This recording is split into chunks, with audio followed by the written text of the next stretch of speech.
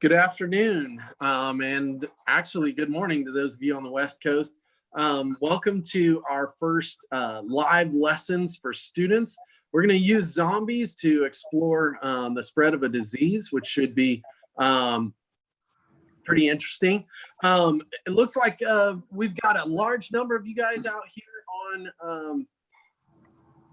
on the lesson this afternoon. So I'm super excited to have Eric Archer here with me. He's going to be leading us through this lesson today, a science lesson, and I'm super excited for that. But before we get started on that, I just want to tell you, students, thank you for just your patience and your willingness to continue trying to learn and doing the things you need to do for your education during this time. I know this is a difficult and a trying time, so students, I'm just super proud of you and the work that you're doing. And to any teachers who have joined us this afternoon, I just want to tell you thank you so much for the hard work that you've put in. I know that these last 7 or 8 weeks have been trying and difficult and been a challenge. So we just thank you for your efforts, and we're sorry that we're in this situation. But we're happy that we can bring people in front of you to do lessons and try to be experts and give you some things to go away with. And so this afternoon, I've got Eric Archer, a science teacher and a fellow person at TI with me, ready to teach you guys a little bit. And so Eric, I'm going to turn it away, man. Here you go. All right. Thanks a lot, Curtis. Yeah, I agree with everything Curtis said. Thanks, students and teachers and all involved in dealing with the situation that we're all in. A lot of us are having to learn from home, teach from home, and that presents some unique challenges. So hopefully we can provide you some fun while learning about how viruses and contagions in general sort of work their way through a population and what that looks like, and then how do you stop it? And so we're going to talk about some of those things today. We're going to use zombies as sort of a model to get there. It's a pop cultural reference. It's fun, and it's meant to sort of generalize what happens in an epidemic, okay, or in a pandemic, which is what we're in today. So I'm going to share my screen with you, and bear with me. I'm still coming up to speed on this stuff. So let's see here. Hopefully you can see my screen. And all right, Curtis, good. So what you're looking at right now, this is a program that TI put together back in 2014. So this isn't new necessarily, but it's been very popular with students and teachers. And basically what we do is we took a situation like disease spread, and we used zombies, because zombies have been and continue to be very popular even today. Walking Dead still a big TV show, and many zombie movies have been put out there, and they're just a lot of fun to watch, kind of scary.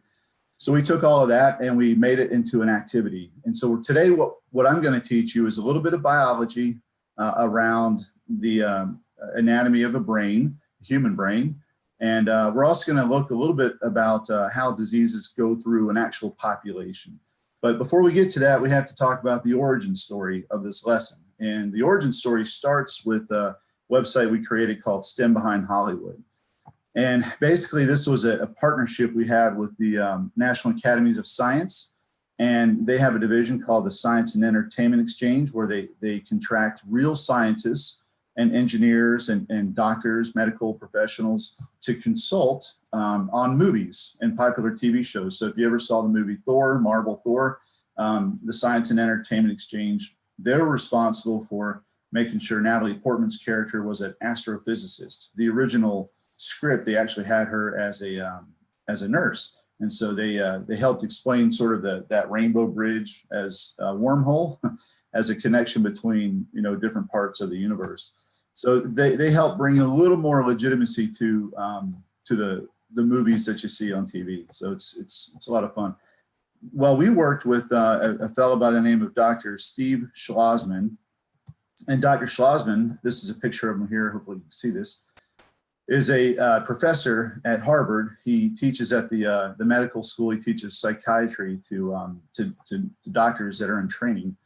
And he uses zombies as a way to kind of engage them and talk about zombies as patients as opposed to monsters. So instead of going around shooting zombies up and trying to cut their heads off and other wonderful things, he looks at them as patients, diagnoses their symptoms, and then tries to figure out a course of treatment.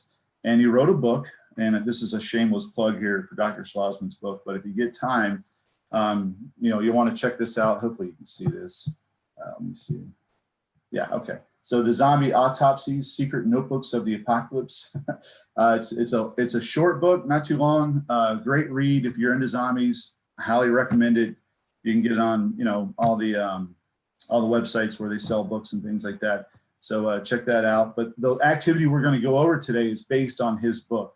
And so, this is something that, a Harvard professor helped us develop. So this activity is based on actual science and actual fake zombies. So we kind of brought the two together and here we are. Okay, so that's the origin story. And let me jump over to the activity. All right, so I'm going to use Curtis as kind of my check here. Curtis, you can see the screen. Okay, thanks. All right, so what you're looking at here is the TI-Nspire CX premium software. So this software you can get from TI's website, education.ti.com. You can download it. And then you can run any of the files.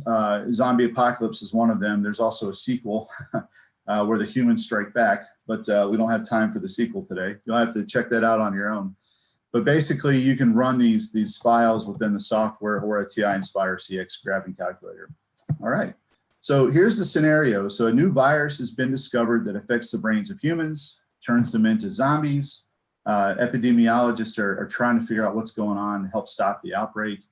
And so they're turning healthy humans into zombies, and they're also eating them, which is gross, but that's what's going on.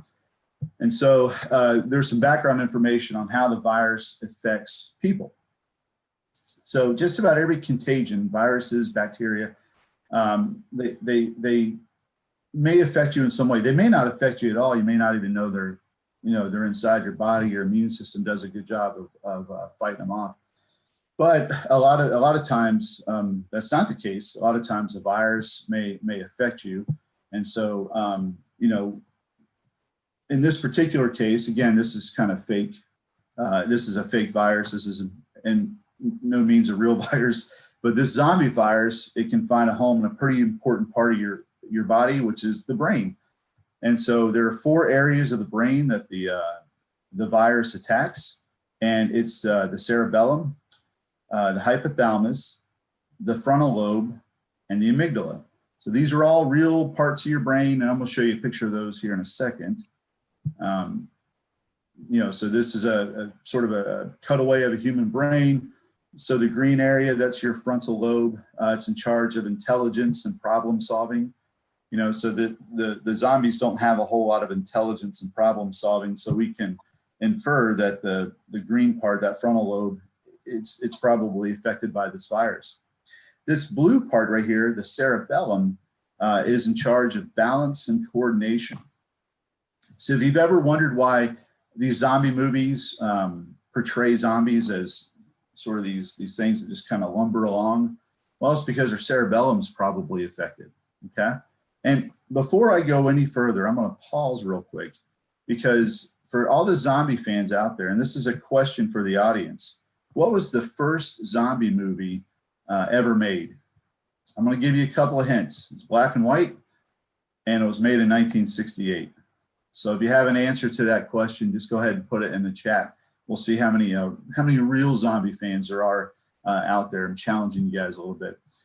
And while you're answering that question, there are a host of zombie movies that are out there. They're all a lot of fun. And like anything, you want to not take it too seriously, because these things are just, basically these things are just like, horror movies. It's a genre of its own, and so the zombies are not real. There is no zombie virus. I just need to say that. In fact, Dr. Schlossman, Harvard makes Dr. Schlossman tell these medical students every year before he starts his class that zombies are not real. There is no zombie virus. So he's got to tell people that before he starts the class, just so people don't get upset with them. But Hey, Eric. Yeah. We haven't gotten any responses on the question of what was the first zombie movie, but we do have a question that I think is probably pretty legit for this, and that is, so will a virus, and probably talking about the zombie virus, but really probably many viruses, spread like rabies via the saliva and other bodily fluids, or more like the flu? Yeah, this fake virus that we're talking about today would be more like the flu, and we get into that here in a little bit. It would be in saliva droplets, so sneezing, coughing. They're even saying COVID-19 can be, sort of spread through saliva droplets, but also through aerosol. So just basically talking, you can put the virus out into the air, and then people can contract that through obviously breathing it in through the eye. I mean, it can go through any part that gives them entry into the body. But this zombie virus is more like a airborne droplet virus that you can get from coughing or sneezing. So it's more like a flu. Yeah. Yeah. And that's a good point, though. Different viruses have different vectors, which is basically a vector is just the mechanism by which a pathogen gets into a host. And so rabies usually involves like a bite from a rabid animal, and it might bite your arm or bite your leg, and then you can potentially get rabies from that bite. So it requires sort of a more violent interaction to contract a rabies virus. But rabies moves very, very slowly through the body. So even if you get bit by a rabid animal, which is not good, but if it happens, you can get to the doctor right away, but chances are you're going to be fine. They'll be able to treat you because it takes so long for that virus to migrate itself to the brain. And the rabies virus does affect the brain, kind of like the zombie virus does. So that's an interesting question. I'm glad someone asked that. So the answer to the question is Night of the Living Dead. So the question was, what is the first zombie movie? And it's Night of the Living Dead. So I want to show you a little clip from that movie. Bear with me. I hope I do this correctly and I don't mess anything up. But if I do, I promise we'll fix it. So it's live TV. That's what it makes it. That's what makes it all fun. Geez, yeah. So hopefully I can get this working correctly. Let me jump over to the little clip I have. This movie, Night of the Living Dead, it was made in 1968, and it was made by George Romero. And George Romero is the king of all zombie movies. He made Dawn of the Dead, Return of the Living Dead, all these kinds of movies around zombies. He basically created the genre. But what's really interesting about Night of the Living Dead is not one time is the word zombie ever used in the movie. And by the way, this movie was never copyrighted, so it's open source. You can go to YouTube, look up Night of the Living Dead, 1968, and you can watch it for free. There's no license or anything like that. So this is why I can show you this one, but I can't show you any of the other zombie movies. But let me share this clip with you, and hopefully your audio will work as well. This is just a short little clip. I want you to watch the behavior of the actual zombies.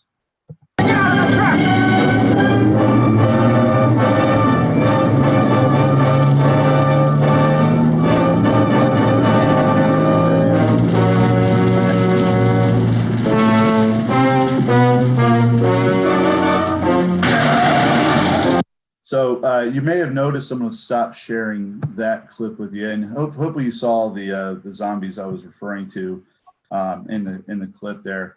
They kind of lumber along. They move very slowly, and for some reason they always catch their victims. I don't quite understand it. If you can run faster than a zombie, then why do they always seem to catch you?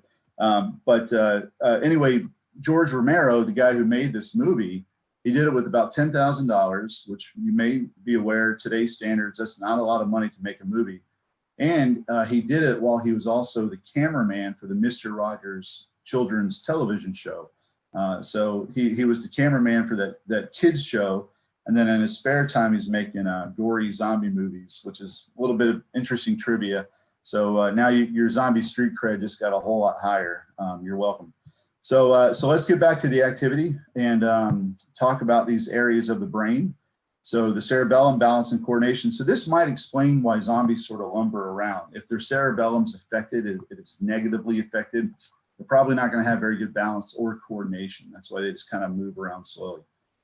The hypothalamus is in charge of your hunger. So it's the part of your brain that says, hey, it's time to eat. I'm hungry. For teenagers, it's always active. You guys are always hungry. And I was there once. The problem now is my hypothalamus is still active, but my body is not a teenage body anymore. It's not good. And then the amygdala, which is in charge of emotion. So zombies, have you ever seen a zombie smile? That's because they're not happy. Okay, neither would you. You wouldn't be happy if you were dead, but still walking around. So the amygdala is in charge of anger and rage. So let's take a look at the brain. The frontal lobe's that front part of the brain, so frontal, front, you kind of get that one. The hypothalamus is this little part right here that's indicated with orange. And by the way, your brain is not green, blue, red, and orange. It's actually more of a gray, whitish kind of thing. You may have heard if anybody says to you, hey, what's on your mind? You can always answer them, a little gray matter. It's a nice little joke you can tell people. So the amygdala is this little red part right here. Remember, the amygdala was in charge of anger and rage. The cerebellum is in charge of balance. Okay, so the resulting symptoms. So your cerebellum, if it's not working correctly, your balance is going to be off, and that's why zombies sort of clumsily shuffle forward. The hypothalamus, you're really hungry all the time. Okay, frontal lobe, poor problem solvers. So here's a question for you. You guys can answer in the chat if you want. How do you get away from a zombie? What do you do? What's the best way to keep yourself safe from zombies? And I'll just leave it there. You guys can answer, discuss it amongst yourselves. And then the amygdala, like we say, zombies aren't nice. They're not really coming after you because they want to be friends with you. They're coming after you because they're hungry and they're angry. So you're on the course for what's for dinner. So what happens? So we're going to go through a simulation, and we're going to turn this young man into a zombie. And by the way, this is a real person. He works at TI. Like I said, this activity was made several years ago, so he no longer has the hair. In fact, it's just all bald up here now. It's what happens when we get older. But anyway, let's see what happens when Ryan contracts the zombie virus. I want you to pay attention here to each of the stages. All right, we'll let it run one more time, and then we're going to pause at each stage to take a look. All right, stage one, so early infection. Hey, Ryan's not looking so well. He's got some kind of closed eye thing going on here. He looks sick.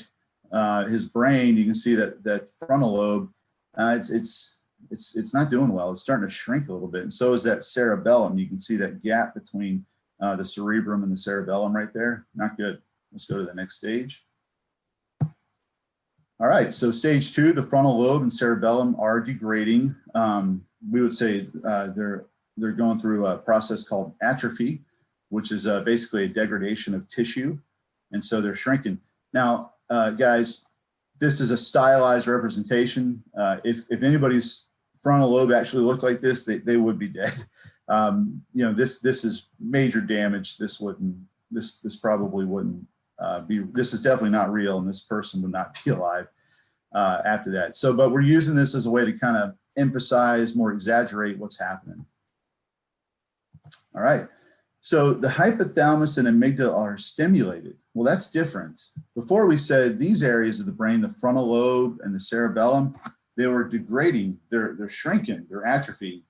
But here we're saying this part of the brain, they're stimulated. They're excited. They're producing hormones that are telling the body, hey, get angry, get hungry. It's time to eat. Let's go hunting for some brains. And then finally, infection complete. So this is why zombies are not good problem solvers. All right, they have just a little tiny frontal lobe. You can make jokes amongst yourselves about some of your friends. The cerebellum here, not so good. So some of your clumsy friends, you can tease them about their cerebellum, maybe. It's up to you.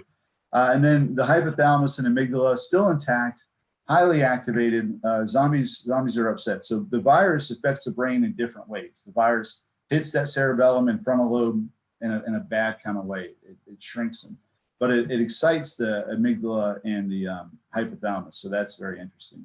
So Eric, yes, you've kind of displayed this in this animation for sure, but we did get another question related to the zombies themselves. Will the zombies just kill all, or will they decay because they have no nutrients? I'm thinking you're kind of displaying the decay feature of that there, but yeah, that's the great irony of the whole zombie genre, isn't it? That's why if you start thinking too deeply about zombies, none of it makes any sense. So, for example, all right, so zombies are eating some, a tasty human brain. Great. There's probably some protein-rich brain. The blood, there's a little bit of blood, going on in the brain.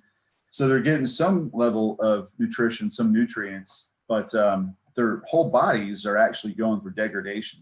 So if you think about their leg muscles, their arm muscles, they look kind of like what's going on with the frontal lobe. They're just getting real skinny, exposed. I would assume there's some kind of level of other infections, secondary infections that are happening. So I don't think a zombie, if we're playing this out and we're talking hypothetically here, I don't think a zombie can live in perpetuity. I think eventually the muscles just aren't going to let them continue to be mobile. They can't ambulate if their muscles don't work anymore. So and they've lost the what was that piece in the back of their brain that makes them more clumsy? The cerebellum. If they've lost their cerebellum, it's completely shrunk. Eventually they probably won't be able to walk. So yeah, zombies should not be able to climb stairs. But some more movie trivia for you. More recent movie was World War Z with Brad Pitt. If you saw that movie, what was different about those zombies versus most of the other zombie movies that people have seen? And I'll wait a few seconds if anybody wants to try to answer. But there was a key difference between the zombies portrayed in the movie World War Z versus other zombie movies. And one more while we're waiting for some answers. By the way, that movie World War Z, it was made by Panasonic or Paramount, and it was based on the book World War Z by a fellow by the name of Max Brooks. So Max Brooks writes a book. First, he made one book called The Zombie Survival Guide, and it's a really, really interesting book. And then he wrote World War Z, where sort of zombies take over the world. But in his book and the movie, there's a major difference between the behavior of the zombies. So if anybody wants to take a crack at that, go ahead. And I'll wait a few minutes to kind of get. But Eric, I haven't seen any responses, but we do have that a little delay between our recording and the actual what everybody's seeing. So we'll wait a second on that. But we did get a question about how come zombies don't eat each other and they only eat the healthy humans. And I think it goes back to kind of the degradation of the zombies themselves. Not a lot of nutrients, brain is shrinking. So if you take a piece of chicken, uncooked chicken or even cooked chicken, actually cooked chicken, you throw it out in the trash and you wait a few days, you'll notice that there's a pretty nasty odor coming from a trash can.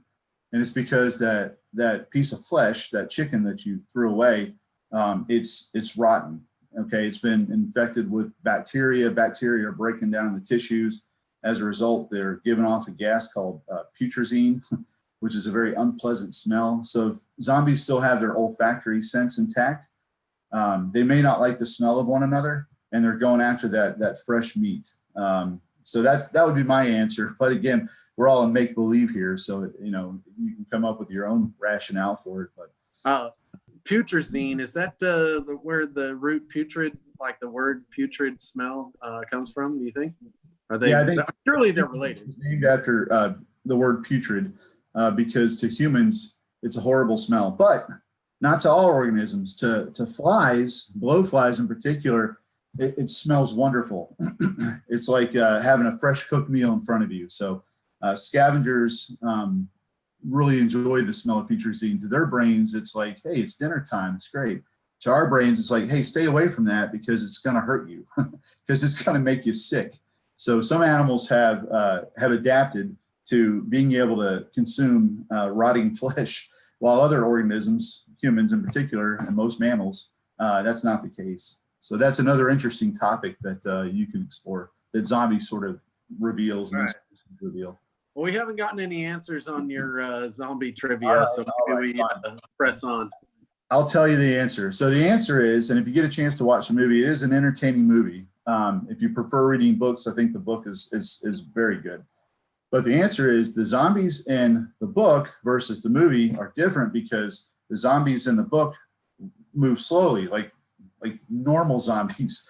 But the zombies in the movie, they made them move very fast. And so if you saw the movie, I don't want to ruin it for you, but if you saw the movie, you may remember them building kind of a wall in Israel, trying to get up the wall to get to the humans so they can eat. And they run very, very fast. So they're very scary zombies. They're advanced zombies. Let's put it that way. So athletic. All right, let's keep moving on here. So background of the crisis. With all the infectious diseases, it's assumed that zombie virus started with one person becoming infected. And then it's estimated that each zombie infects an average of 2 people per week. That number of zombies, people zombified, grows and grows and grows. And so take a look at the next graph, which is pretty scary. Okay. So why is this graph scary? It's just a graph. Why should I be nervous about it? Well, the problem is when you see the data. So here's one zombie. Let's see. Oh, these are weeks. Okay, so started with 3 zombies. It went to 9 zombies, to 27 zombies, to 81 zombies, to 244. You may sense the pattern here. Okay, things are increasing very quickly from week to week. And then all of a sudden at week 7 to week 8, we go from 2,200 zombies roughly to 6,600 zombies. Okay, so almost 3 times the amount. And then from week 8 to week 9, we go from 6,600 roughly to almost 20,000. So this happened in a week. So the front part of this graph, we went from 3 zombies to 9 zombies. It's not that big a deal. We can contain that. We can quarantine those individuals and try to treat them if we know that it's happening. And then from week 2 to week 3, 27, it's still something we can deal with, okay? But when you start getting these kinds of numbers, 6,600 to 20,000, and then week 10, you're looking at 60,000 almost, 59,000 people infected with this virus, that's a major problem. That is an epidemic. And so that means that so many people have this virus, this contagion, and they're clearly contagious, that they're spreading it exponentially. And that's where the problem comes in. It's just so many people have it that it's hard to contain it anymore. So I live in Dallas. Curtis and I both work out of the TI office in Dallas. And a few years ago, before COVID-19 became sort of the main thing everybody was paying attention to, we had another contagion. We had Ebola. Ebola was very scary because it kills its host pretty fast. And we had one case here in Dallas, actually, and the news media was all over it. And but they contained that patient very quickly. They isolated the patient. There was some fear that maybe one of the nurses had it, so she had to quarantine for a while. But because they were aware of it and they were able to quarantine it, and just the mode of transmission of Ebola, I don't think is as contagious as COVID is. I'm not really sure about that, so you'd have to check. But the point is they were able to contain it back here versus over here. And so that's why catching these things early on helps scientists, epidemiologists, doctors kind of contain things before it spreads so quickly. So right now, a lot of us are in this situation where we're all working from home, schools are closed, stores are closed, and what have you, just because of it seems to be, and the research is still being done on this, so don't quote me, but the research seems to indicate that COVID is very contagious. And for certain parts of the population, it's also, it can be deadly because it affects the respiratory system. And if, you know, mostly a lot of old folks have respiratory issues, this is actually, it exacerbates the problem and makes it worse. And so it's harder to recover from. So that's why we're trying to self-isolate and keep away from one another for a while. Eric, I've got a good question that came in from Robin Dirksen here, and that is, does your model show a shift from exponential to, well, it says algebraic growth, but I think they mean logistic growth as the curve flattens? Do you have a model that shows that, or is that where we're headed? We're heading there. Yeah, great question. And sorry for all the zombie trivia. I'm a fan. No, it's okay. I just got a good question. Yeah, it's a great question. But yeah, we're heading in that direction. And so we wanted to bring this to your attention first because this is kind of what it looks like. You know, for most contagious pathogens that cause disease. And so we want to take a look at that. Now I'm going to skip through some of these questions. We've answered some of them. You know, greatest rate of infection occurred between what week? You know, you'll remember in the graph, it was, you know, the rate increases here are exponential. I mean, they're tripling every week. So that would be an answer later in the week. And then the infection rate between week 1 and week 6, you could do a little bit of math there, do some subtract one week's numbers versus the earlier week's numbers, and then divide by the number of weeks, and that'll give you sort of an average if you want to look at it that way. So the next graph, the infection rate appears to be very close to 0. This is because of the scale that we're using. So you'll notice in the scale that we used up here, it was 60,000 on the y-axis, okay, weeks 1 through 10. And then this new graph, it's really not a new graph. You'll notice that the scale goes up to about 1,000. But it looks like the graph is taken off more quickly versus the previous graph. And so here it's pretty flat in these earlier weeks, but here it bumps up quite a bit. Well, it's the same exact data. That data hasn't changed at all. It's just that our scale has changed. So when you change the scale of your axes of your graph, you're going to see, you know, a little bit of a difference in terms of what the graph looks like, but that data is still the same. So here we had 3 virus infections. Here we had 9, 27. The same data that I showed you before is exactly the same. It's just when we change the scale, you'll notice very quickly that things start to flatten out. And that's what you saw there. So if we go back to 60,000, this graph looks pretty close to the previous graph, okay? So that's important when you look at a graph, when you're looking at data that maybe you see in the news, or if someone's making a claim about effectiveness of a variable, make sure you look at the scale of the axes to make sure you understand what you're looking at. You know, that's just the point of that lesson, is just to show you that the axes can make it look like the virus was worse than it was, or not as infectious as it was. All right, let's go to the next page here. This is that original graph. I'm going to skip past that. Okay, so here's a good question. So we're going to take another look at that graph. I want you to think about and make a prediction of what the number of zombies will look like, say, after the 25th week. And that's a really hard thing to guess at, but just take a look. So if we go from 20,000 to almost 60,000, so 59,000 at week 10, and there's a tripling effect. At week 25, you know, you're somewhere out in the stratosphere over here potentially, right? Or maybe not. And that's the point. And that's the person who asked that question earlier about the logistic curve. Well, what's a logistic curve? I'm going to show you that in a second.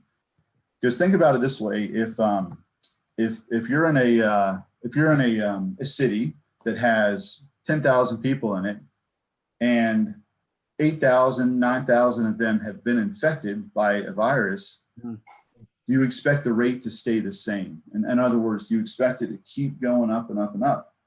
If so, why? If not, why? you know, so think about it that way. And we're going to get to an answer here very shortly.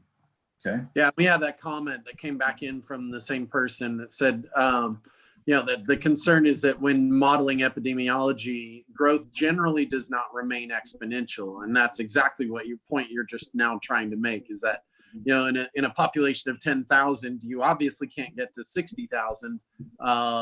You know, Yeah. that'd be a little bit difficult to manufacture that many extra people there. So, yeah, there has to be something that changes in the rate and the growth rate. That tripling effect, say in this case, can't stay that way forever. That's right. Yeah. So eventually, you know, you just run out of people to infect. I mean, there's nobody else to infect. And so instead of you infecting 2 or 3 other people, the 2 or 3 other people that you are around have already been infected. Therefore, they've probably either they've turned into zombies or they've produced some sort of antibody resistance to, you know, a real virus or a real disease. And so they're not going to be susceptible to it any longer because they have immunity to it. Now with COVID-19, researchers are still trying to understand, okay, yes, a person has antibody resistance, but, you know, how long do those antibodies last? And there's research that says the original SARS virus back in the early part of this decade, or actually back in 2002, 2003, I think it was, the person infected with original SARS back then would develop antibodies, but those antibodies only last about 2 to 3 years.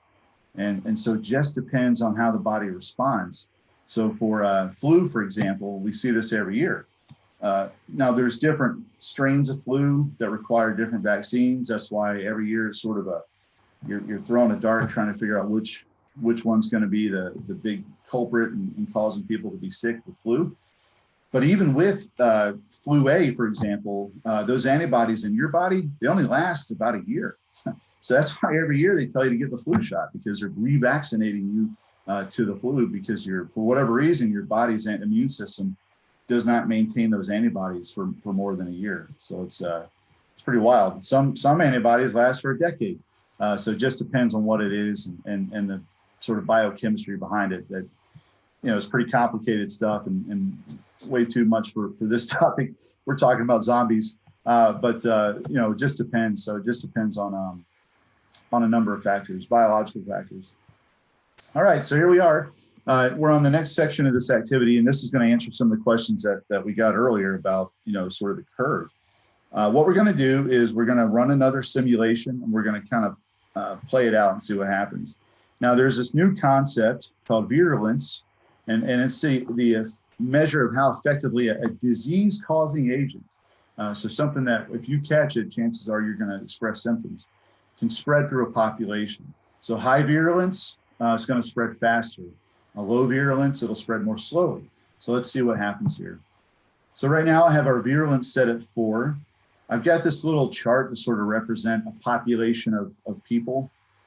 And in this population, white squares are healthy humans, red squares are infected people. They're expressing the disease. Their symptoms are you're a zombie. And so you'll notice a transitional square here in a second that are orange, and that means that they're infected but not expressing symptoms yet. And those will transition. So with the virulence of 4, we've got about 16,000 humans, a little under 700 zombies. Let's see what happens here.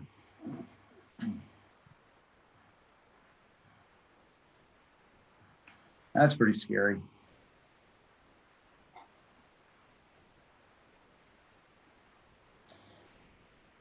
All right, and it looks like the simulation's done, and majority of the people here went from human to zombie.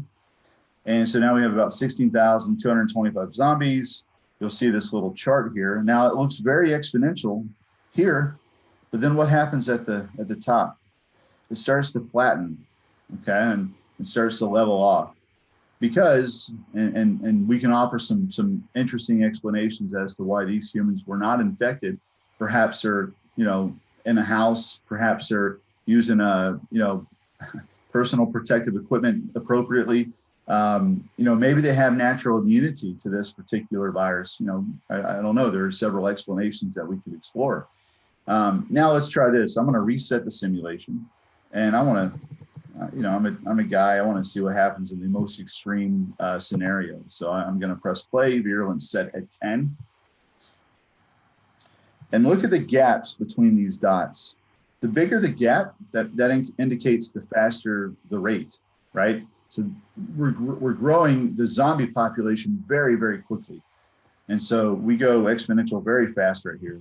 And I'm going to go to this graph where humans are in blue and zombies are in red, okay? And you'll notice these things are almost mirror images of one another. And so you can see that one population is sort of dependent on the other population. And so zombies, to become a zombie, you're dependent on healthy humans. Well, when the healthy humans run out, guess what happens? Your curve flattens out, and that's what we see here. I'm going to go back here one more time. This time we're going to take the virulence down. We're going to make it low. So this is a disease-causing agent, but its ability to infect people isn't as high as what we saw before.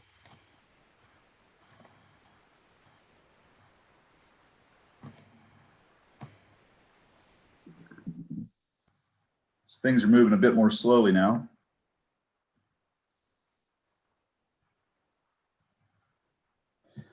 Now you'll notice that it's not that fewer humans were infected. All the humans were infected like they were before, with the exception of some humans.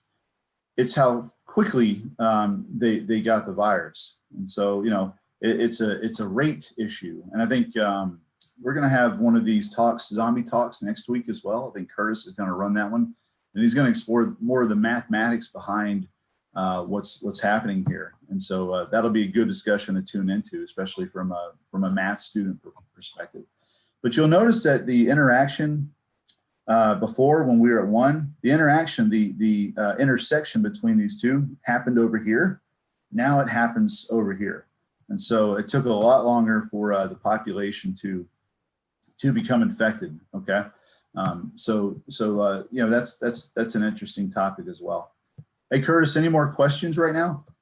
We haven't gotten any more questions come in, but I'm fascinated by this curve, and I'm really interested in a couple of things there. Definitely the intersection point, for example. Like, what does that mean? I think that's kind of an interesting thing to think about. Is what does that point? What does that mean when the two graphs intersect? Yeah. I mean, that's a great question, because at week 15. It says we have 8,225 humans, whereas we have 7,875 zombies.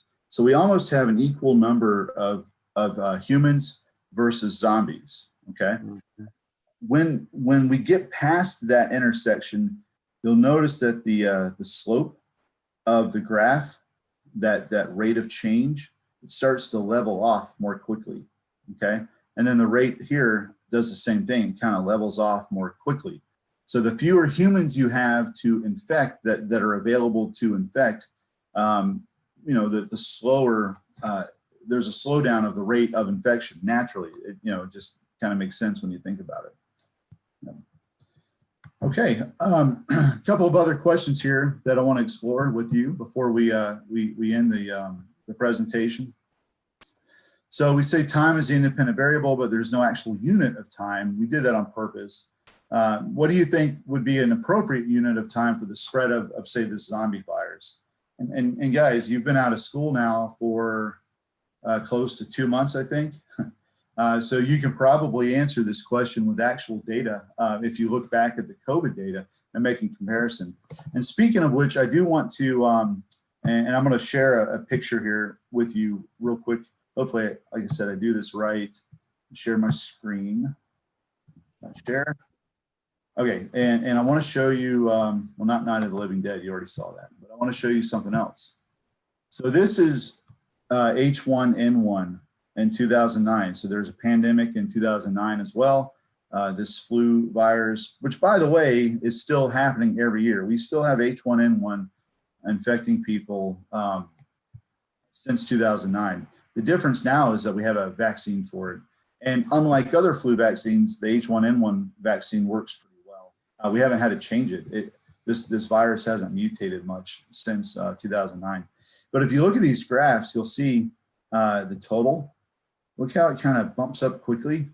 You could say almost exponentially. And then it starts to level off, kind of like our zombie data. And so, this is sort of a real world example of what we saw with the zombie activity. This is actual data. And a lot of these individual countries, their data looks similar. So this green one, I think this is Australia. You'll notice that their infection started much later than everywhere else. And, they're isolated. So they're geographically isolated. So this probably came about through airline travel. So somebody who was sick traveled from countries. You also have all countries from the Northern Hemisphere, save Chile and Australia. So that could also be part of it, is that May is actually heading into their winter time. So the flu might be becoming more active at that time, where for us, it's that's entering summer. So that could be part of it. We did have, there's a couple more questions around zombie related questions. What might happen if the zombies did in fact take over? And I mean, at the end of that, well. Yeah, that's a scary question. I don't know. I do know that, if I think we can reason that if zombies rely on human flesh for food and they run out of that food source, then we'd be modeling more of a predator-prey relationship, which ironically enough, actually looks a lot like this. It looks very similar. Well, it becomes more cyclical, right? Yeah. You have coming up and coming down. Yeah. That's right.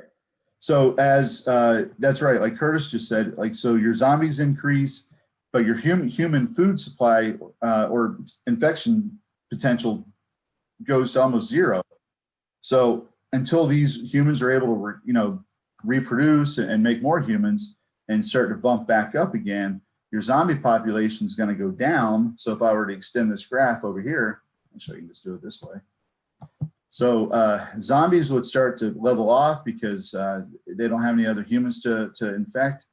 Humans, hopefully, would fight back and reproduce and make more humans. But if that pathogen were still in the population, you're going to see, sort of like Curtis said, this cyclical kind of sort of inverse relationship that just continues on. And you can see this in nature, actually. So a predator, a carnivore, let's say a lion on the Serengeti, if they run out of wildebeest or zebra or fill in the blank other animal to eat, the lion population is going to do what? It's going to decrease. Well, as the number of predators decreases, what happens to the number of prey? Well, they're going to increase because there's not as many lions eating them. And so, it sort of models the same kind of relationship. So if zombies took over, it wouldn't be good, but eventually the zombies are going to run out of food supply, run out of people to infect. And like I said, I don't think zombies can last forever, although 10 seasons of Walking Dead, I'm wrong. But the point is if this were a real thing, then chances are we're going to see a sort of this inverse relationship continue. All right, great question. And I wanted to make a quick point too, a little bit more zombie trivia. So on that movie, and guys, do yourself a favor. If you have time, I know it's black and white. I know it's old. I know people dress funny. But this movie, Night of the Living Dead, make sure your parents are okay with you watching it, because there's a couple of somewhat gory scenes, although I think you guys have seen a lot worse. But this movie is very interesting because, like I said, in the movie, I can't get this thing to work here. Here we go. In the movie, what happens is they never use the word zombie once in this movie. In fact, the word they use to describe sort of the monsters is ghoul, so Ghoul. It was a reporter that was reporting on the movie after it was released that made the connection between sort of the Haitian voodoo zombie with these ghouls in the movie. And for whatever reason, the word zombie took off and the word ghoul did not. So it's kind of neat little zombie trivia for you there, if you were interested. Curtis, any other zombie related or science related questions from the audience? We have no other questions in the chat. So Eric, feel free to kind of take us to the end and then I'll wrap us up. Will do. Just a couple more points to make here about the activity. So based on the graph of humans and zombies, which do you think is the relationship between the two populations? Well, a direct relationship would mean that when one goes up, the other goes up, or when one goes down, the other goes down. That's not what we see here. We see the opposite of that. We see when one goes down, the other, or actually when one goes up, the other goes down. And we call that an inverse relationship. So it's it would be this answer right here. So they're inverse of one another. What effect did change in the virulence have on the zombie virus infection rate? Well, we saw that. We saw that the graph was shifted out as the virulence went lower. And so as the virulence increased, the rate decreased. That's wrong. B, as the virulence increased, the rate increased, and that's correct. That's exactly what happened. All right, so let's see. And this is something else I want you to think about. So although zombie viruses are not real, they're not really a concern for us yet. Name another disease that you think has a pretty high degree of virulence. So things that go through a population pretty quickly. There's one in particular I can think of. I mean, flu, I think is a good one, but also chickenpox. Now, a lot of, depending on what age you are, I think they came up with a varicella vaccine maybe 10, 12 years ago. But before that, people would, you just kind of go through it. Chickenpox are very, very contagious. You get these red little itchy bumps all over you. A few days later, they start to go away. You feel better. It's all done. You've got an antibody resistance to chickenpox. And so, you know, there are viruses that we don't yet have vaccines to that still exist in the population, but in most cases are pretty minor. So let's see, what if a new strain of the zombie virus appeared and was almost the same as the original virus, except that it did not affect the cerebellum? Well then, in my opinion, we'd be in a lot of trouble, because then we would have the movie version of World War Z with fast moving, very coordinated zombies. And so that would not be good. And there are some other questions here as well. You guys are welcome to check this activity out on your own. I do want to make a shameless plug real quick that you can also look at the sequel, which is Zombie Apocalypse Part 2, The Humans Strike Back. And so this is it right here. And in this activity, you're trying to come up with a solution, a cure, a vaccine for the zombies. You're trying to heal them instead of kill them, which is always a good thing if you can do. All right, Curtis, with that, I think I'm done unless there's some more questions in the all right, Eric, I'll take it, take us to the end, but I do have one more question. I'll let you answer this, and that is, we've gotten a lot of questions about what happens if zombies bite themselves. I'm not really sure if there's even a way to answer that. You know, yeah. You know, I think that's a wonderful question. I've never had that question before. You know, I don't consider myself a zombie expert. I know a lot about them, but I don't know that I've ever seen an example in a movie or television show where the zombie bites itself. So you got me. I think that might be a good question to send to the producers of The Walking Dead in hopes that they may actually use that scenario and we can all learn the answer together. So yeah, great question. That's a lot of fun. That's a good way to answer that one, Eric. Hey, Eric, it was a lot of fun. I learned some interesting things about the brain and about population and virus spread. Some interesting things there, and a lot about zombies. So thank you for your zombie expertise. Man, you set the bar really high. So next week, if students come for the math version, I'm going to be relying on you for the zombie inputs, because I'm going to be able to talk a lot about mathematics, and I probably won't be able to make as many great zombie trivia references and answer all of their zombie questions. So thank you for your expertise in that, and thank you for this happy to help as well. It was great. Well, I hope you guys enjoyed this session, this live lesson. We'll be continuing doing these. Just a quick. I don't think they can see your shirt, Eric, unless you talk. But yeah, zombies eat brains, so it looks like you'll be safe. Yeah, that's probably true about me. Yeah. So just really quick, I want to make a couple of quick plugs, and that is that on Thursday, so day after tomorrow at this same time on our YouTube channel, we'll have a live lesson. I'll be doing a cryptography lesson that Eric and I and another guy, Tom Reardon, worked on together. I was reviewing it yesterday and I realized just how fun and how cool that activity is. So I'm super excited to be sharing that with you. It's a geometry focused lesson, so be sure to let your other classmates know all about that. We will post the links to the math version and the game. The lesson itself, we'll make sure that those get posted into the chat here shortly. Nicole, I just saw that, so we'll make sure that we get that taken care of and up there into the chat. And then next week, Eric will be back. We'll be tackling another kind of interesting topic. We'll be looking at forensic science and some of the things that can go on there and how maggots can help us. So super excited to learn a little bit about maggots.